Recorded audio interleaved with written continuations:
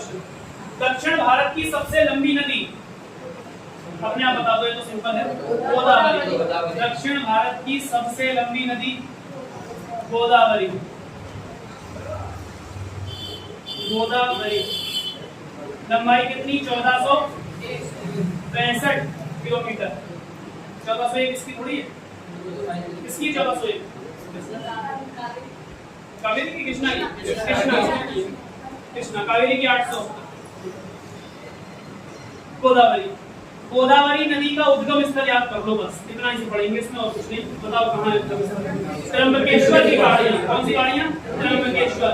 और त्र्यंबकेश्वर कहाँ है? नासिक में। और नासिक कहाँ है? महाराष्ट्र। कुंभ का मेला लगता है नासिक में, लगता है। कुंभ का मेला भारत में कितनी जगह लगता है? पहला हरिद्वार, दूसरा नासिक, तीसरा उज्जैन और चौथा प्रयागराज। नासिक में कौन सी नदी के किनारे लगेगा? नासिक, अरे ये गोदावरी के किनारे। शिप्रा को उज्जैन में। पढ़ते पढ़ते तुम लोग आगे सोचने लगते। एक और देखो, पिछले साल का क्वेश्चन है, निर्मल ग्राम पुरस्कार। निर्मल ग्राम पुरस्कार ये किस चीज के लिए दिया जाता है? तो देखो ऑप्शन क्या है, देखो ध्यान सुनो, अब ये थोड़े करंट अफेयर के हैं। देखो निर्मल ग्राम पुरस्कार संबंधित है, पहला स्वच्छता से, वातावरण से, बेरोजगारी से, खाद्य उत्पादन से। स्वच्छता से किससे संबंधित है? इसका बेरोजगारी से लेना देना, ठीक। निर्मल ग्राम, कहीं तो निर्मल मिठाई वाले का सोच रहा हो, तो हो सकता है स्वच्छता, निर्मल ग्राम पुरस्कार स्वच्छता। और इस पुरस्कार की शुरुआत 2003 में की गई थी। कब? 2003 में, अटल बिहारी वाजपेयी की गवर्नमेंट। फिर तो मोदी लिया है, मोदी ने बना दिया 2014 में स्वच्छ भारत मिशन, ठीक है, SBM। अगला देखो, ये क्वेश्चन बहुत बार पूछा गया है, या तो लिखना ही पड़ेगा। माध्यान्ह यानी mid day meal, mid day meal योजना कब शुरू हुई? कब बताओ? 15 अगस्त को। सन बतानी है। देखो मैं आपको बताता हूँ, ये पूछा गया सवाल है, कई बार रिपीट है और ग्रेड के इंटरेस्ट में पूछा है। Mid day meal, mid day meal की शुरुआत हुई थी सन 1995 में। इसको याद रखना सीधा सीधा। और ऑप्शन देखो क्या है, 1995, 96, 97, 98, यानी बिल्कुल 9 से ऑप्शन है, तुम इधर उधर भी नहीं कर सकते। 1995 में मिड डे मील की शुरुआत हुई थी। अगला देखिए, अच्छा एक चीज और, इसी समय का करंट का सवाल है, उसको याद कर लो ताकि गलती ना हो। इस मिड डे मील का नाम बदल दिया गया है। अब मिड डे मील नहीं बोला जाएगा, क्या बोला जाएगा? प्रधानमंत्री पोषण शक्ति कार्यक्रम। अब इसका नाम क्या कर दिया गया है? प्रधानमंत्री पोषण शक्ति कार्यक्रम। अगर ये आपसे पूछे, करंट अफेयर का क्वेश्चन है, साथ में होती है करंट अफेयर, कि अगर आपसे पूछे प्रधानमंत्री पोषण शक्ति कार्यक्रम की शुरुआत, तो आप क्या कहोगे? 2021 में इसका नाम क्या कर दिया गया? प्रधानमंत्री पोषण शक्ति कार्यक्रम। किसका नाम बदला है? मिड डे मील का। अब बोला तो मिड डे मील ही जा रहा है, स्कूलों में आज भी आदमी यही बोलेगा, कोई इतना लंबा नाम बोल लेगा कि प्रधानमंत्री पोषण शक्ति खाने जा रहे हैं, मिड डे मील तो खाएगा, लेकिन नाम बदल दिया। नाम क्या है बोल दीजिए।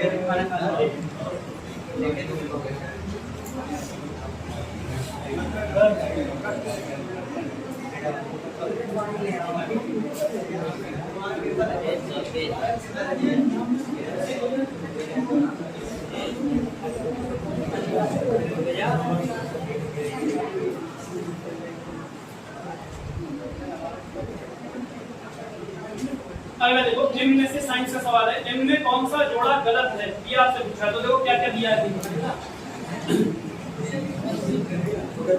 आपको इसमें गलत बताना है क्या। तो देखो क्या क्या है, यहाँ दिया है, एक तरफ लिखा है दबाव, ठीक, या दाब, और इसके सामने इसके यंत्र का नाम लिखा है बैरोमीटर।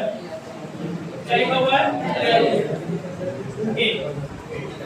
बी में लिखा हुआ है आपेक्षिक घनत्व, आपेक्षिक घनत्व, और इसके आगे लिखा हुआ है पाइरोमीटर। सी आपके सामने लिखा है तापमान, उसके आगे लिखा हुआ है थर्मामीटर, और टी लिखा हुआ है भूकंप, और भूकंप के आगे लिखा हुआ है सिस्मोग्राफ। और आपको गलत छाटा जो कोई बता देगा, भूकंप को तो हम सिस्मोग्राफ से नापते हैं, तापमान को थर्मामीटर से नापते हैं। कौन सा गलत है? ये वाला। ये सही नहीं है, ये गलत है, पायरोमीटर, क्योंकि पायरोमीटर से उच्च तापमान मापे जाते हैं। क्या मापे जाते हैं? उच्च तापमान मापने के लिए पायरोमीटर का प्रयोग किया जाता है। कौन से उच्च तापमान? जो 1500 डिग्री सेल्सियस से ज्यादा हो, इनको नापने के लिए पायरोमीटर का यूज करते हैं। और इनसे भी ऊंचे तापमान नापने हैं तो उसके लिए पायरो हेलियोमीटर का प्रयोग करते हैं। सौर विकिरण नापने के लिए किसका प्रयोग होता है? Pyrheliometer. ठीक, पूछा जा सकता है तो यहाँ लिख लो, सौर विकिरण मापने के लिए, सौर विकिरण मापने के लिए पायरो हेलियोमीटर, उच्च तापमान। पर अब जो सौर विकिरण होता है वो तो बहुत ज्यादा होता है, 6000 7000 degree Celsius, 32 lakh degree Celsius. जब हमने सूर्य पढ़ा था तो उसकी सब संरचनाएं देखी थी। ठीक है, अगला क्वेश्चन देखो, क्या होता है? अच्छा, ये आपेक्षिक घनत्व का, हाँ इसको लिख लो। आपेक्षिक घनत्व मापने के लिए वास्तव में यूज होता है हाइड्रोमीटर। ये कल मैंने लिखवाया था फिजिक्स की क्लास में, कल या परसों जब भी हुई हो। हाइड्रोमीटर, हाइड्रोमीटर का यूज करते हैं आपेक्षिक घनत्व को मापने में। और एक और लिख लो आप यहाँ पे, इसमें लिखिए हवा की आर्द्रता। हाँ, ये फिजिक्स के सवाल है सारे। हवा की आर्द्रता मापने के लिए क्या यूज होता है? हाइग्रोमीटर। तो थोड़ा सा अंतर है, हाइड्रो और हाइड्रो। हाइग्रोमीटर ये लिखा रहेगा तो एक आधा पढ़ोगे याद हो जाएगा। हवा में जो नमी होती है, जैसे कभी कभी देखो ना, हवा बड़ी गर्म चलती है, क्या उस हवा में नमी है? नहीं है। तो जो हवा ठंडी चलती है उसमें क्या होती होगी? नमी। तो हवा में नमी है, ज्यादा है कि कम है, कैसे नापते हैं? हाइग्रोमीटर से। ठीक है, और आपेक्षिक घनत्व किससे नापते हैं? हाइग्रोमीटर से। इतना फर्क है। अच्छा, दूध की शुद्धता का मापन लैक्टोमीटर, लैक्टोमीटर है ना, दूध की शुद्धता। हाँ, यही तो बताता है दूध की शुद्धता, लैक्टोमीटर। और लैक्टोमीटर तो बड़ी आसानी से याद हो जाएगा। दूध से दही कैसे बनता है? लैक्टोबैसिलस, है ना, जीवाणु का नाम है लैक्टोबैसिलस, उससे ही बनता है। तो बायोलॉजी का क्वेश्चन हो गया, देखिए आ जाता है।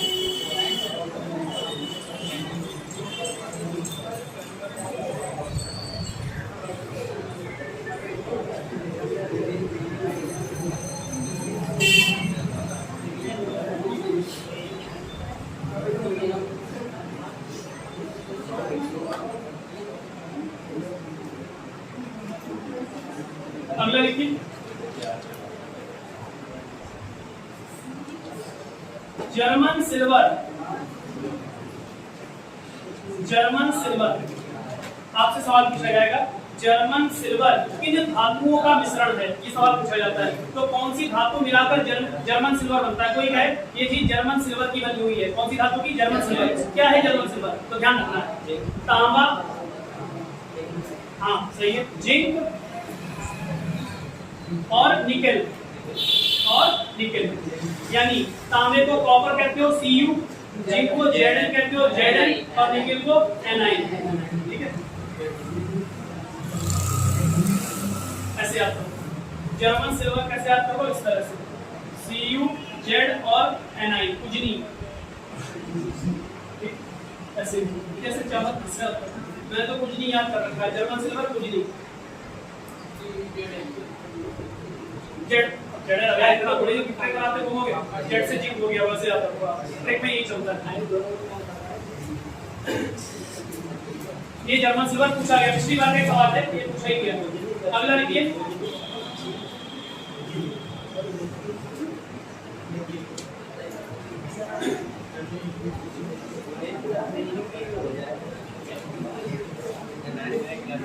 अगला, राष्ट्रीय युवा दिवस किसकी स्मृति में मनाया जाता है? स्वामी विवेकानंद। तो आपको याद नहीं है तो इसको लिखने की कोई आवश्यकता है नहीं, चाहो तो लिख लो।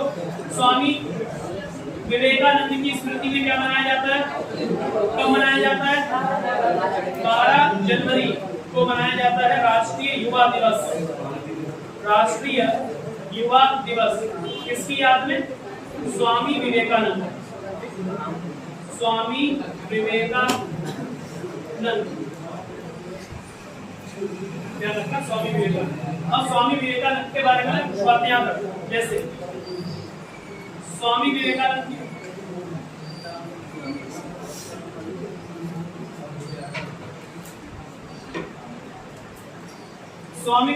की कुछ पुस्तक के नाम याद रखो। इनकी पुस्तक राजयोग, कर्मयोग और ज्ञान योग, ये तीनों पुस्तकें किसके द्वारा लिखी गई हैं? स्वामी विवेकानंद। ठीक, इसके अलावा रामकृष्ण मिशन की स्थापना किसने की? स्वामी विवेकानंद। और इनके गुरु का क्या नाम था? रामकृष्ण परमहंस। क्या नाम था? रामकृष्ण परमहंस। और इनका संबंध है शिकागो विश्व धर्म सम्मेलन। शिकागो विश्व धर्म सम्मेलन में इन्होंने हिस्सा लिया था और इसके बाद से ये पूरी दुनिया में फेमस हो गए। इनके कई देसी विदेशी शिष्य बने। अगला सवाल, विवेकानंद के बारे में इतना याद रखते हैं। 1897 और ये 1893 शिकागो धर्म सम्मेलन। इतना नहीं पूछेगा लेकिन आप लिख दो। अगला, कोणार्क उत्सव किस राज्य में मनाया जाता है? उड़ीसा। कौन सा उत्सव? कोणार्क उत्सव। और कोणार्क है भी कहाँ? उड़ीसा, भुवनेश्वर। ठीक, पुरी के समीप है भुवनेश्वर में। ये उड़ीसा, ओडिशा नाम हो गया इसका। पहले उड़ीसा नाम था, 2011 में इसका नाम बदलकर ओडिशा कर दिया गया। कोणार्क उत्सव। और कोणार्क में क्या है? सूर्य मंदिर। क्या है? सूर्य मंदिर। चलो मुझे बताओ, कोणार्क को किस नाम से जानते हैं? कोणार्क के सूर्य मंदिर को ब्लैक पैगोडा। तो ब्लैक पैगोडा के नाम से कौन से मंदिर को जाना जाता है? कोणार्क का सूर्य मंदिर। अब मुझे बताइए, व्हाइट पैगोडा के नाम से किसे जाना जाता है? जगन्नाथ का मंदिर। कहाँ? पुरी में जगन्नाथ मंदिर। पुरी के जगन्नाथ मंदिर को कहते हैं व्हाइट पैगोडा और कोणार्क के सूर्य मंदिर को कहते हैं ब्लैक पैगोडा। ठीक, ब्लैक व्हाइट।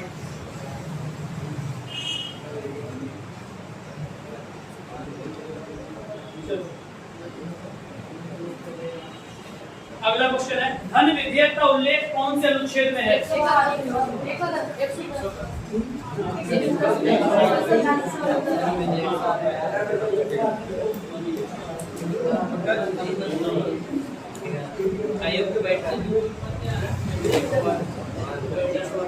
अब क्वालिटी का थोड़ा देखो। धन विधेयक का उल्लेख कौन से अनुच्छेद में है? अनुच्छेद 110। अब यहाँ पर सुनिए, वीटो का उल्लेख कौन से अनुच्छेद में है? अनुच्छेद 111। हालांकि वीटो शब्द का इस्तेमाल वहाँ पे नहीं हुआ है, लेकिन वहाँ पर जो बातें लिखी है वो किसकी तरह लगती है? वीटो की तरह। और वीटो किसकी शक्ति होती है? राष्ट्रपति। 111 में। अगला,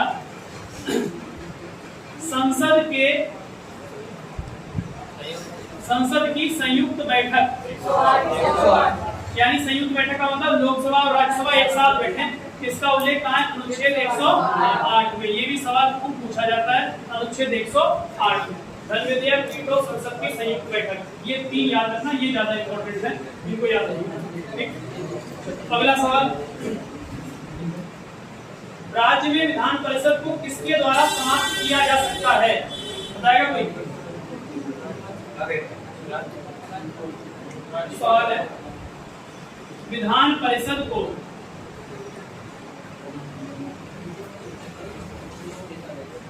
किसके द्वारा समाप्त किया जा सकता है?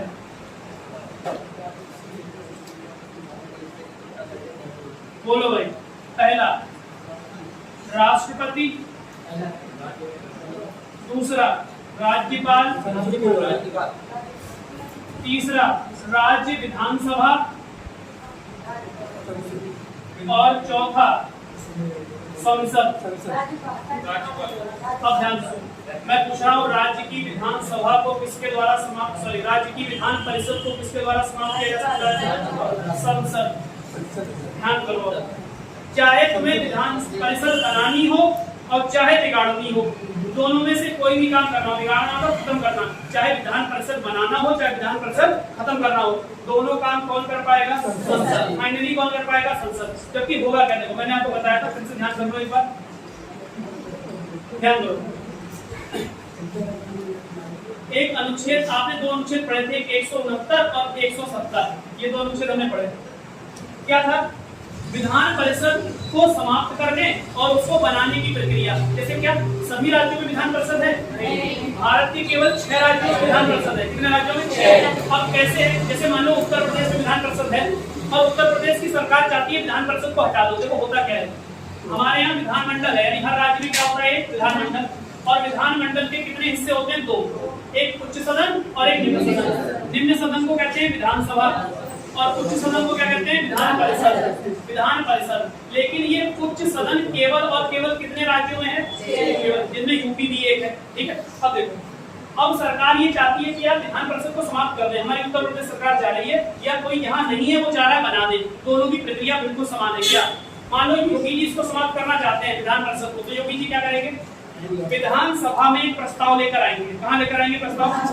और विधानसभा में प्रस्ताव लाकर कहेंगे हम इसको समाप्त करना चाहते हैं और पास करा लेंगे, वोटिंग करवा लेंगे। और वोटिंग 2/3 बहुमत से होनी चाहिए। कैसे होनी चाहिए? यानी विधानसभा में प्रस्ताव कैसे पास होना चाहिए? 2/3 बहुमत से। अब ये प्रस्ताव पास हो गया। अब ये प्रस्ताव पास होने के बाद कहाँ भेज दिया जाता है? संसद में। कहाँ भेज दिया जाता है? अब संसद में भी इस पे वोटिंग होगी और संसद में ये प्रस्ताव कैसे पास होना चाहिए? साधारण बहुमत से।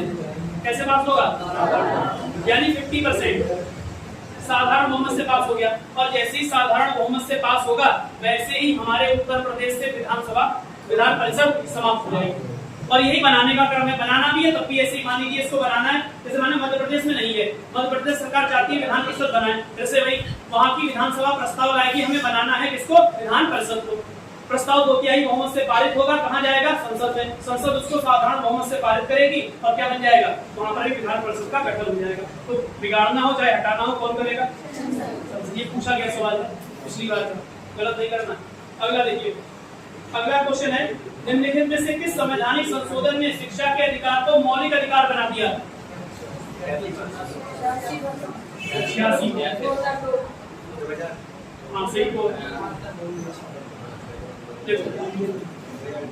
86 शिक्षा का अधिकार पहले मौलिक अधिकार नहीं था। ठीक है, शिक्षा का अधिकार पहले मौलिक अधिकार नहीं था। शिक्षा के अधिकार को मौलिक अधिकार कैसे बनाया गया? इसमें एक अनुच्छेद जोड़ा गया संविधान में, ठीक, और अनुच्छेद का नाम क्या था? 21A या 21 का। तो बताओ, आपसे कहा जाए शिक्षा का अधिकार कौन से अनुच्छेद में है मौलिक अधिकार के रूप में? आप लोग अनुच्छेद 21 का में है, एक बात होगी। दूसरा 21 का में है, इसका मतलब ये हमारे मूल संविधान में तो था नहीं, बाद में जोड़ा ही तो गया। इसको सन 2002 में अटल बिहारी वाजपेयी की सरकार ने जोड़ा संविधान में मौलिक अधिकार के रूप में। कौन से संशोधन से? 86वां संविधान संशोधन। कौन सा संशोधन? 86वां संविधान संशोधन अधिनियम 2002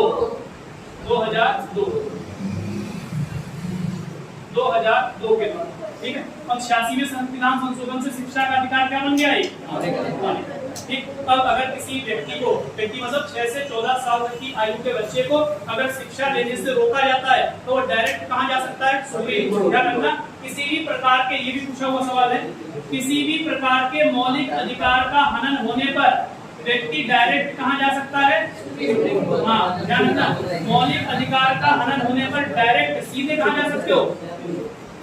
सुप्रीम कोर्ट, सीधे सुप्रीम कोर्ट। और आपको ये शक्ति कौन सा अनुच्छेद देता है? तो आपको ध्यान रखना, अनुच्छेद 32। कौन सा अनुच्छेद?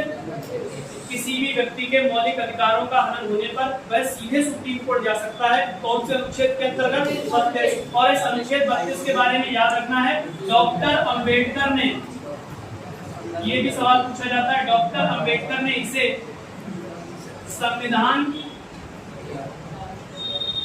का हृदय और आत्मा कहा है। यानी सिंपल लिखा हुआ है, संविधान का आत्मा और हृदय किसे कहते हैं? अनुच्छेद 32। संविधान की आत्मा किसे कहते हैं? अनुच्छेद 32। ठीक है, इन्होंने कहा अगर संविधान में से अनुच्छेद 32 को निकालने तो ये ठीक उसी प्रकार है जैसे किसी शरीर में से आत्मा को निकालते हैं। इसमें डिटेल में चला जाएगा। अगला क्वेश्चन देखो, अगला क्वेश्चन है, देखो ऐसे क्वेश्चन पूछे जा रहे हैं और सीधे सीधे क्वेश्चन है और थोड़े टफ लेवल है, ऐसा नहीं कि आसान हो गया, बहुत पढ़ा हुआ है तो आसान है। अगला क्वेश्चन है, नए राज्य के प्रवेश या स्थापना का प्रावधान भारत के संविधान के कौन से अनुच्छेद में है?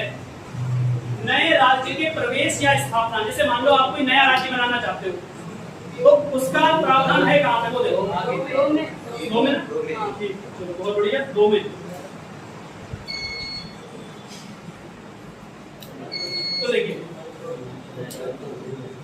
नए राज्य के प्रवेश या स्थापना का प्रावधान कौन से अनुच्छेद में है? संविधान के अनुच्छेद 2, ठीक, अनुच्छेद 2 ध्यान रखना।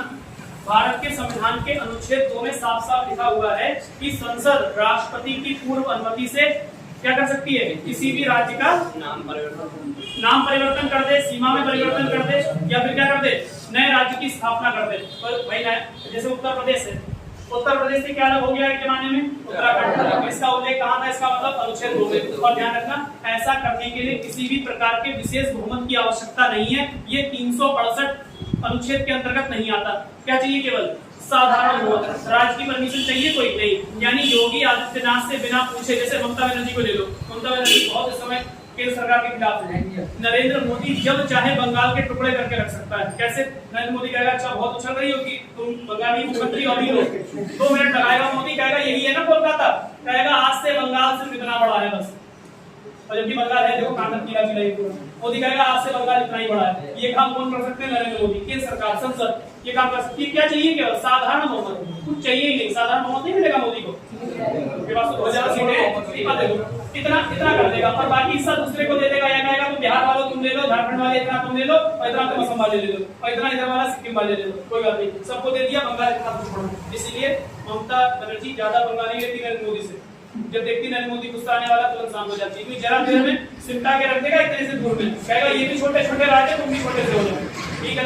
तो ध्यान रखना, ये पावर कहां मिली हुई है? केंद्र सरकार को। लेकिन कौन कर सकती है? केवल एक नाम संसद। लेकिन राष्ट्रपति से अनुमति लेनी पड़ेगी पहले, तब। बिना राष्ट्रपति की अनुमति के होगा ये नहीं, क्योंकि देखो अनुमति के बिना कर भी लोगे ना तो साइन होने किसके पास जाएगा? देगा अनुमति। अगर मुझसे पूछा ही नहीं तो करना नहीं, क्योंकि राष्ट्रपति राज्यों का भी प्रतिनिधित्व करता है, ठीक है। इसीलिए राष्ट्रपति को इलेक्शन में वोट तो राज्य भी देते हैं, ठीक है, और केंद्र सरकार जो संसद को देती देती है। तो इसीलिए राज्यों का विश्वास किसके ऊपर होता है? राष्ट्रपति को। हटा दो इसे। अगला क्वेश्चन देखो, अगला क्वेश्चन है, निम्नलिखित में से कौन भारतीय नागरिक का मौलिक कर्तव्य है? अब देखो 4 बातें बोलूंगा, है ना, आपको बताना है कौन सा कर्तव्य है। पहला, कानून के समक्ष समानता। दूसरा, अस्पृश्यता का प्रतिषेध। तीसरा, उपाधियों का उन्मूलन। और चौथा, देश की रक्षा करना। और अब यहाँ पर क्या आ गया है? मौलिक। देखो इसने पूछ ही दिया आपसे मौलिक कर्तव्य, तो आपको पहले तो मौलिक कर्तव्य बताऊं तो ध्यान रखना, जिसमें आपको ऐसा लगे ना कि हमसे कुछ ना कुछ सरकार अच्छा करवाना चाह रही है, उसके बदले कोई रुपया भी नहीं दे रही, वही कर्तव्य होता है। इसके बदले आपको कुछ ना मिले, जैसे देश की रक्षा करना, वन और वन जीव जंतुओं की रक्षा करना, झीलों की रक्षा करना, ठीक, आपसी भाईचारा बना के रखना, ये सब हमारे कर्तव्य तो है। बताओ अच्छा, वोट डालना क्या मौलिक कर्तव्य है? नहीं। ये पूछा है, टैक्स देना मौलिक कर्तव्य है? नहीं। जबकि इसको हम लोग मौलिक कर्तव्य में रखना चाहते थे लेकिन रखा नहीं। तो आपको ध्यान क्या रखना है इसमें, ये देखो क्वेश्चन क्या पूछा जा सकता है, मौलिक कर्तव्य को संविधान में कब जोड़ा गया? देखो ध्यान रखो, ये मूल संविधान में था ही नहीं। जब भारत के जो संविधान सभा में लोग थे, उन्होंने संविधान जब बनाया, डॉक्टर अम्बेडकर, जवाहरलाल नेहरू, तो ये था ही नहीं।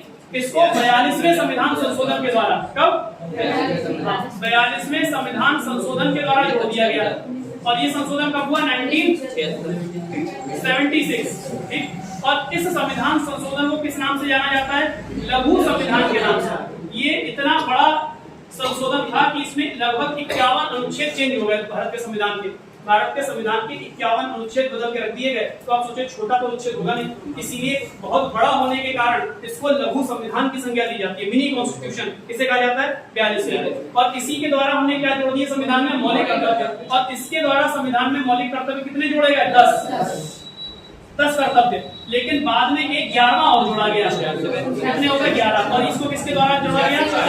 86वें संविधान संशोधन, वही हाँ, शिक्षा का अधिकार। जिसके द्वारा शिक्षा का अधिकार जोड़ा गया, उसी के द्वारा 11वां मूल कर्तव्य भी जोड़ा गया। और 11वें मूल कर्तव्य ये कहा गया कि हर माता पिता और हर अभिभावक का ये कर्तव्य होगा कि वो अपने 6 से 14 साल तक के बच्चे को प्राथमिक शिक्षा प्रदान करवाए निःशुल्क, जो प्राइमरी स्कूल में मिलती है। अगर ऐसा नहीं होता है तो ये मौलिक कर्तव्यों का उल्लंघन है। ठीक है, इसको हालांकि पैसा नहीं बनाया कि दंड मिल जाएगा। कोई मान लो कोई नहीं जा रहा पढ़ाना, आपकी जबरदस्ती थोड़ी है, गाँव में कई लोग होते हैं।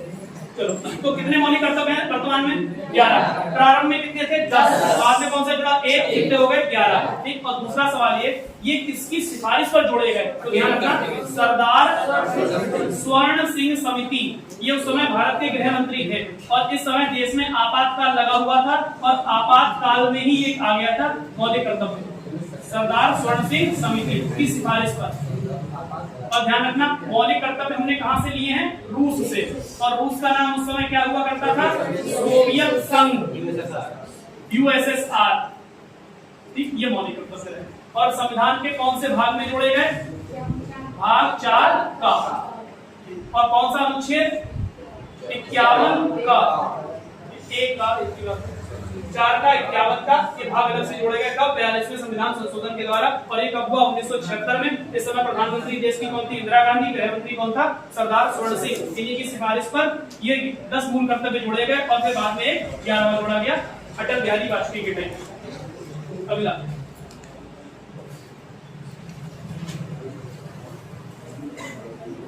अगला सवाल इतना सिंपल पूछा है, लोकसभा के लिए चुनाव लड़ने वाले एक व्यक्ति की न्यूनतम आयु क्या होनी चाहिए? अगर लोकसभा का चुनाव लड़ना है या फिर विधानसभा का भी चुनाव लड़ना है तुमको, विधायक या MP का, सांसद का, तो आपकी आयु कम से कम 25 वर्ष। ठीक, तो यहाँ पे देखना 2-3 आयु और देख लो ताकि आपको सारी आयु याद हो जाए। देखिए आपने बेटा दोस्तों नीला वाला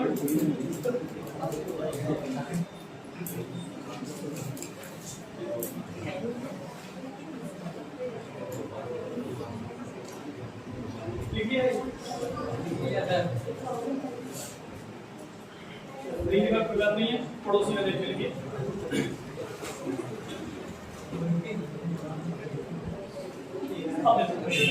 किस पद के लिए क्या आयु होती है वो देखिए। सबसे पहले लिखिए, सवाल तो था लोकसभा वाला, आप सबसे पहले लिखिए राष्ट्रपति पद के लिए, फिर लिखिए उपराष्ट्रपति पद के लिए, फिर लिखिए राज्यपाल के पद के लिए, फिर लिखिए आप लोकसभा के सदस्य बनने के लिए, यहाँ लिखो राज्यसभा का सदस्य बनने के लिए, राज्यसभा सदस्य बनने के लिए।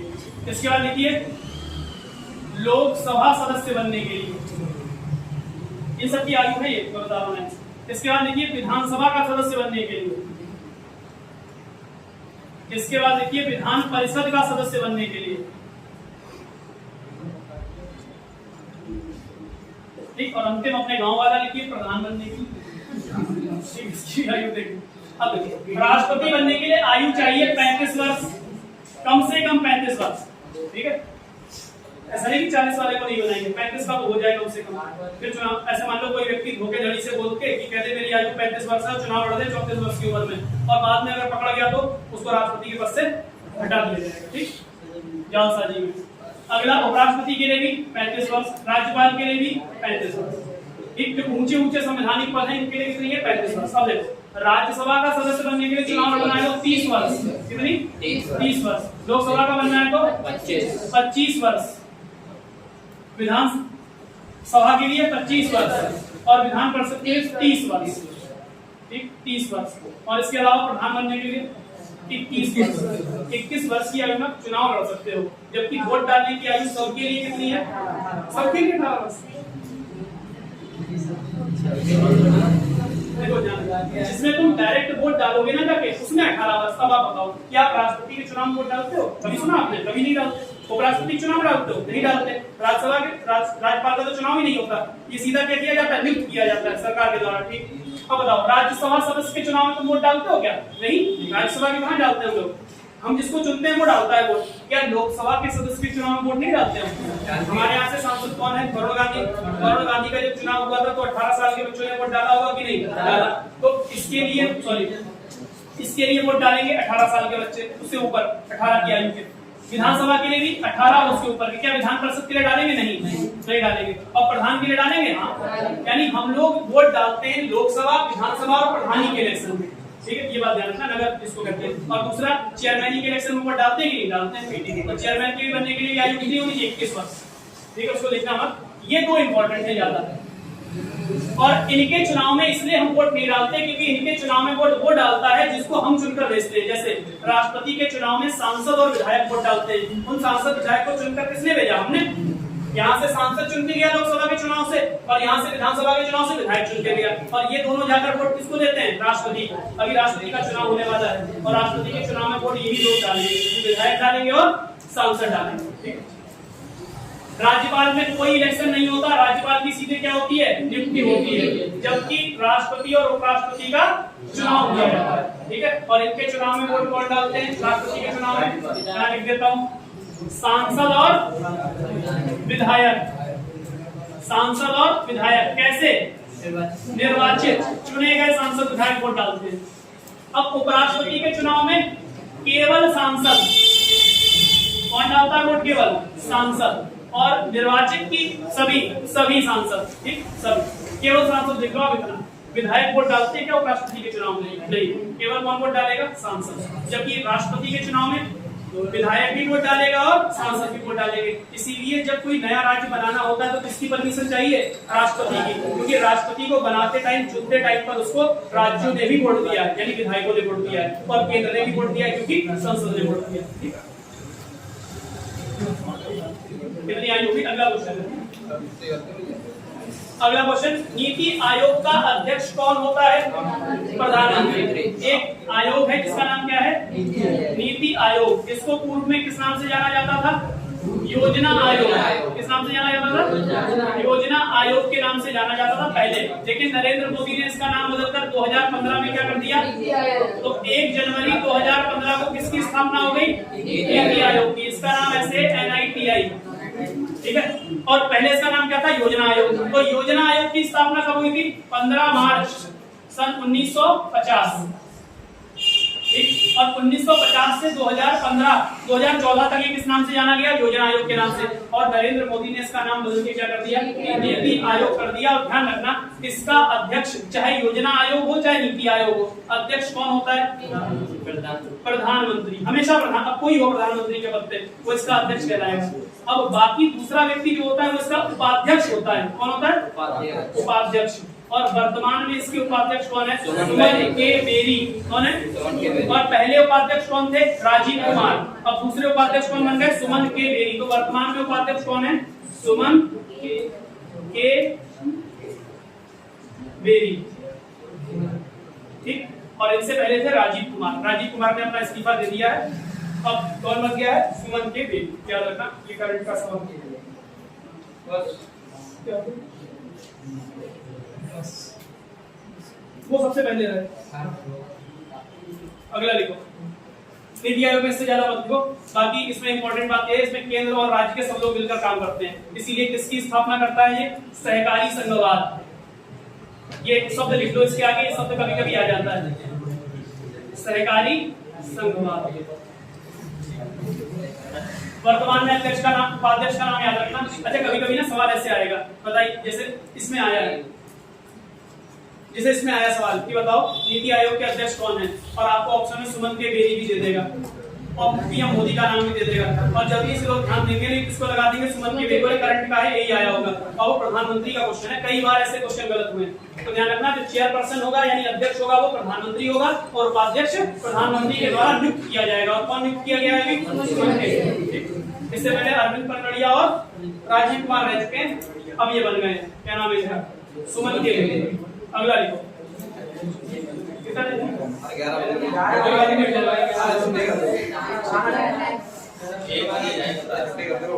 नहीं, 2-4 चीजें हो रहा है, वैसे बहुत हो गया, कब थोड़ी बहुत हो गया।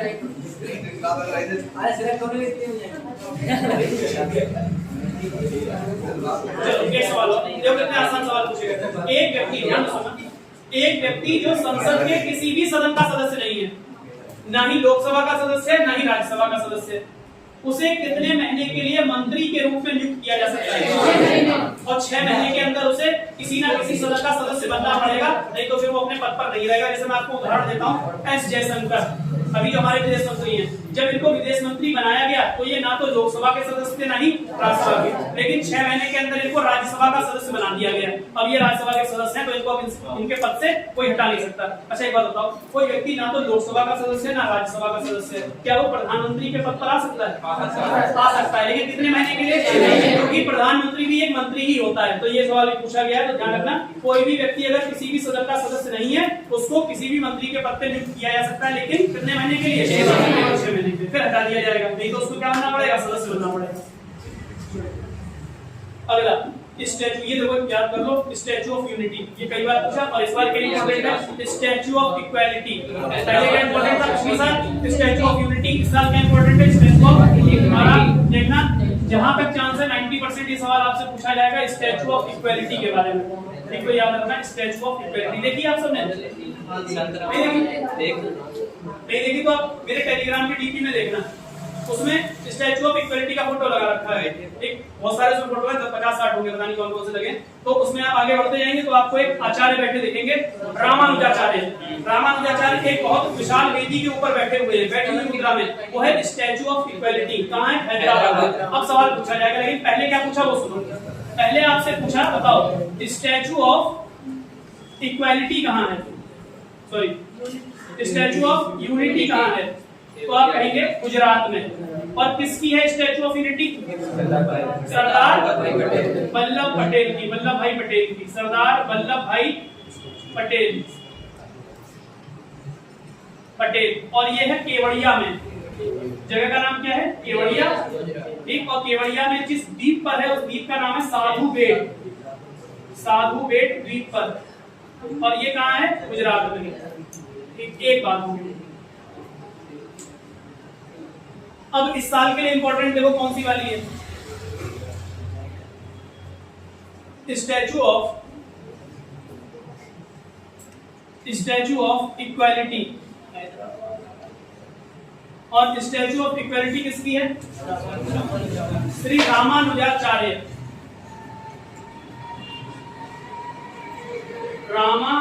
रामानुजाचार्य। और ये मूर्ति है कहाँ? हैदराबाद में। और हैदराबाद कौन से राज्य की राजधानी है? तेलंगाना। आंध्र प्रदेश मत लगा देना, आंध्र प्रदेश की क्या हो गई? अमरावती। तेलंगाना। अब ध्यान आपको क्या रखना है, रामानुजाचार्य के बारे में 1-2 बात याद रखनी है। रामानुजाचार्य विशिष्टाद्वैतवाद के प्रतिपादक हैं।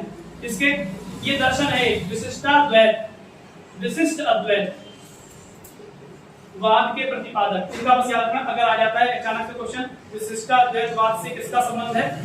रामानुजाचार्य का। ठीक है, रामानुजाचार्य। और ये एक भक्ति काल के संत हैं, इनको वैष्णव संत कहा जाता है। कौन से? वैष्णव। जो लोग वैष्णव हैं, भगवान विष्णु की पूजा करते हैं, ठीक, उनमें इनको माना जाता है रामानुजाचार्य को। और रामानुजाचार्य को शेषनाग का अवतार माना जाता है। और शेषनाग के अवतारी कौन थे? लक्ष्मण। और इनके नाम से देखो, नाम है इनका रामानुज। आचार्य तो बात लग गया ना, रामानुज यानी राम का अनुज, और राम का अनुज कौन? लक्ष्मण। और लक्ष्मण कौन? शेषनाग के अवतार। तो इनको भी क्या माना जाता था? 10वीं शताब्दी के हैं, शेषनाग के अवतार कहे जाते हैं। और इनका संबंध किससे है? स्टैचू ऑफ इक्वालिटी से। ठीक, ये संसार की दूसरी सबसे ऊंची बैठी मुद्रा में मूर्ति है, यानी संसार की सबसे ऊंची मूर्ति अगर आपसे पूछेगा और ये ना बताए कि खड़ी मूर्ति की बैठी मूर्ति, तब तो स्टैचू ऑफ यूनिटी है सबसे ऊंची, ये वाली सरदार पटेल की। लेकिन अगर आपसे पूछे संसार में दूसरी सबसे ऊंची बैठी हुई मुद्रा में कौन सी मूर्ति है? रामानुजाचार्य। ठीक, संसार की दूसरी सबसे ऊंची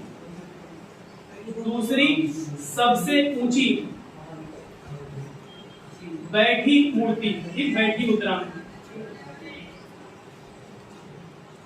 मुद्रा में सबसे ऊंची दूसरी मूर्ति है पूरे संसार की। तो अब सवाल ये बनता है, तो सबसे ऊंची मूर्ति कौन है बैठी हुई मुद्रा में? उस मूर्ति का नाम है ग्रेट बुद्धा। मूर्ति का नाम ग्रेट बुद्धा, यानी ग्रेट बुद्ध। ग्रेट अंग्रेज बुद्धा कहते हैं, तो वही बुद्धा भी कहते हो आप। बुद्ध है वैसे, अंग्रेजों की आदत है सबके नाम क्या है, जोड़ देते हैं। राम का रामा, रावण का रावणा, बुद्ध का बुद्धा। ठीक है, देखो कोई बुद्ध नहीं था, नहीं तो बुद्धा नाम रखते। ग्रेट बुद्धा ये मूर्ति है, और ये मूर्ति म्यांमार में है। कहाँ पर है? म्यांमार। ये सबसे ऊंची मूर्ति है संसार की बैठी हुई, ठीक, बैठी हुई मुद्रा में सबसे ऊंची। और सबसे ऊंची मूर्ति वैसे कौन सी है खड़ी मुद्रा में? सरदार वल्लभ भाई पटेल की 182 मीटर की।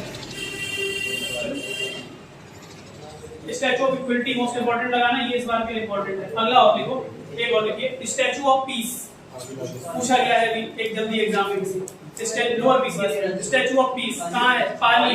पाली कहाँ? राजस्थान वाला, ये अपना वाला हरदोई वाला नहीं, एक हरदोई के पास पाली है। इसको लिखो आप,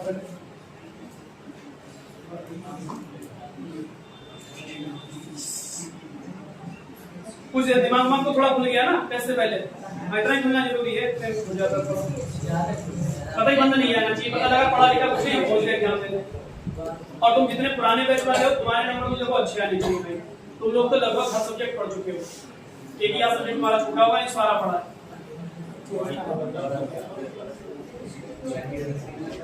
बेटा। देखो अभी लिखिए स्टैचू ऑफ पीस,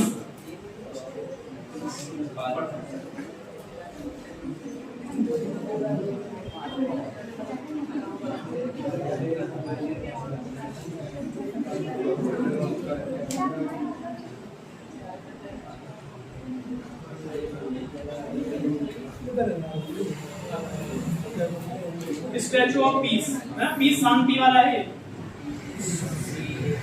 टुकड़े वाला बोल दो, स्टैचू ऑफ पीस। और ये मूर्ति कहाँ है? पाली, राजस्थान। और ये जैन आचार्य की मूर्ति है, लेकिन इसकी एक खास बात सुनो क्या है, इसकी ना लंबाई बड़ी इंपॉर्टेंट है, लंबाई याद रखनी है, क्यों? कारण सुन लो, लंबाई याद रखना है। इस मूर्ति की लंबाई है 151 इंच। कितनी है?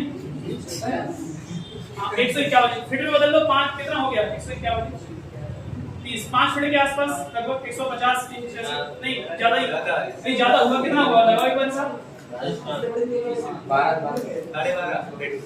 12.5 होगा ना, 12.5 का 12.5 सर, 12.5 151 इंच, बहुत छोटी मूर्ति है ना, इतनी इंपॉर्टेंट है। देखो 151 इंच लंबाई क्यों है? क्योंकि जो जैन आचार्य जिनकी ये मूर्ति बनाई गई है, ये उनकी 151वीं पुण्यतिथि है। कौन सी पुण्यतिथि? 151वीं पुण्यतिथि। इस कारण से इस मूर्ति की लंबाई कितनी रखी गई? 151 इंच। ठीक, तो ये इसकी लंबाई बड़ी इंपॉर्टेंट है, ये पूछी जा सकती है। जैसे तुक्के में होता कि यहाँ बन गई, चलो अब नाप लो कितनी ऊंची मूर्ति है, तब तो अलग बात है, लेकिन इसकी जानबूझ के 151 इंच की क्यों बनाई है? क्योंकि जैन आचार्य की 151वीं पुण्यतिथि है, उनको मरे हुए कितने साल हो गए? 151 साल हो गए। तो 151 इंच की स्टैचू ऑफ पीस, राजस्थान, और ये पूछा जा चुका है कई एग्जामों में, स्टैचू ऑफ पीस। एक और देखो, statue of belief, statue of belief, और ये भी राजस्थान में है, और जगह का नाम क्या है? नाथद्वारा। कहां पर है? नाथद्वारा। और नाथद्वारा कहां है? राजस्थान में, राजस्थान में। और इसकी इंपॉर्टेंस इसलिए, ये भगवान शिव की मूर्ति है, भगवान शिव की।